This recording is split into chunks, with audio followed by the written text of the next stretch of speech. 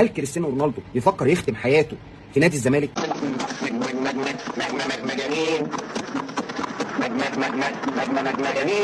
طب بسم الله الرحمن الرحيم. جورجينا مرات كريستيانو رونالدو طلعت احتفلت مع جماهير نادي الزمالك بتيشيرت نادي الزمالك طبعا يا حمار اللي هو كريستيانو رونالدو خده من شيكابالا في ماتش البطوله العربيه اللي الزمالك خسره قصاد نادي النصر السعودي. اخرج من هنا الى عالم الكذب والتزوير. غش الناس، اعمل منافق، اكذب على العالم، اسرق، اقتل، انهب، اقتل القتيل وامشي بجنازته. جورجينا طلعت وهنت نادي الزمالك بمناسبه فوزه بدرع الدوري العام. طبعا احنا عارفين ان النسوان مسيطره، مستهون بالستات يا اخويا، بالك من صنف الحالي. فاكيد هي تقدر تقنع كريستيانو رونالدو ان هو يجي يلعب في نادي الزمالك. يا دكتور تعالى يا دكتور. خصوصا ان شهره نادي الزمالك عالميه وتخطت كل الحدود على مستوى الكره الارضيه.